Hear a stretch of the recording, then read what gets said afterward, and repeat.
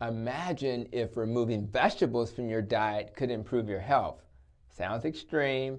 It did to me, but before I begin, guys, for those watching who have experienced the benefits from the carnivore diet, I'd love for you to share your story in the comments so others can see the impact this diet can have.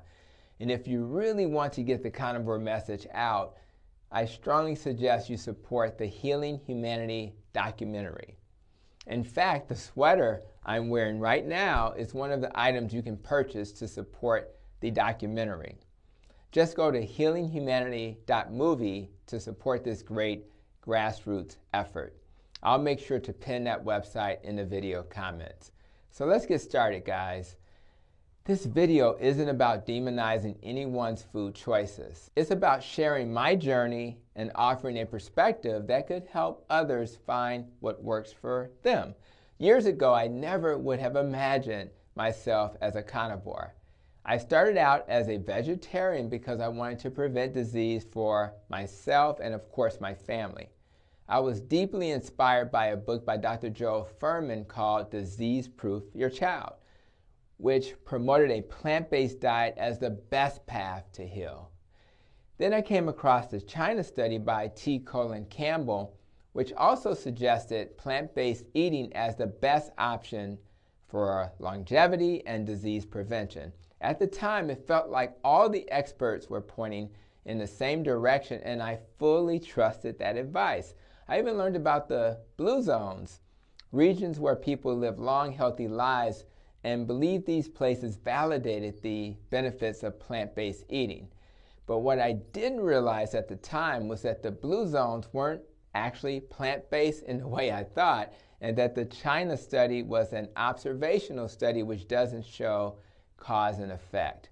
I was relying on expert opinion, but I hadn't fully explored the research myself.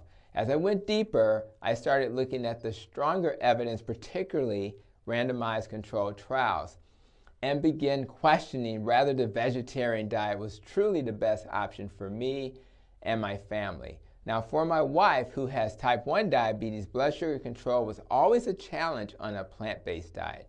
She never seemed to have the stability she deserved. For myself, while my irritable bowel symptoms initially improved with a vegetarian diet, I still struggled. I struggled with bloating and gas and periodic digestive flares. So as I was working on my first book, Fix Your Diet, Fix Your Diabetes, I was constantly coming across studies that seemed to support a low-carb diet as a better option for metabolic health.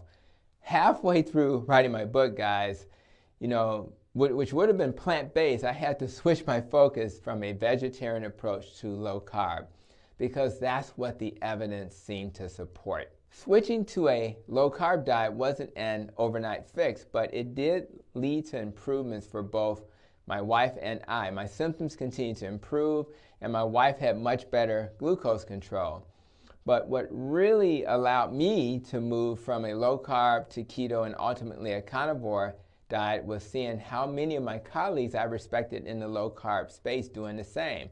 Dr. Ken Berry, Dr. Philip Ovadia, Dr. Georgia Ede, Dr. Eric Westman, and so many more. They were all leaning towards this dietary option, so I had to think about it for myself. These people weren't just doctors, guys. They were the pioneers, and their openness to question the norm inspired me to dig even deeper. So I finally took the leap to a carnivore diet, and for the first time, my symptoms improved and seemed to disappear entirely. The bloating, the gas, the irritable bowel flares were all gone. I felt better than ever. In fact, the only time I notice symptoms is when I deviate from this dietary pattern.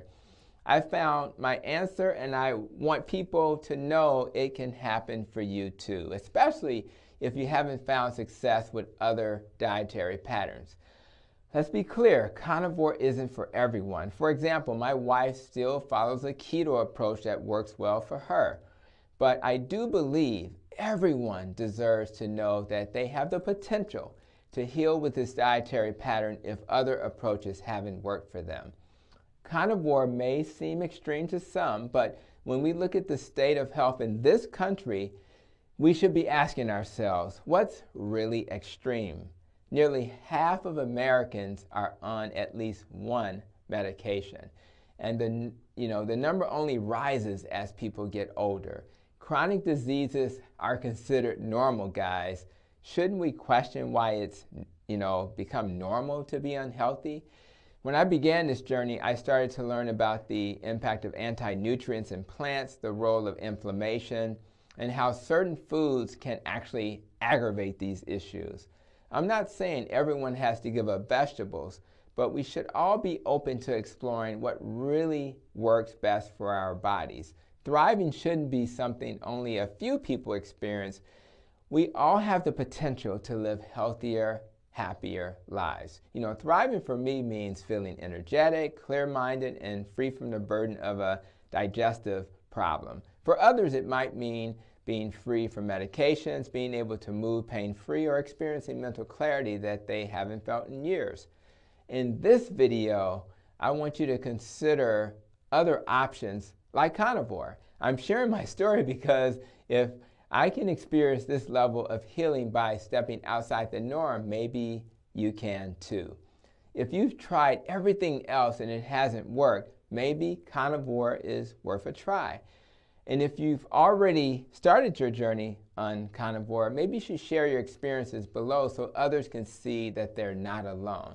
And once again, as I conclude this video, the Healing Humanity documentary is a way to get this message out. So I really want you to go to that website and check them out.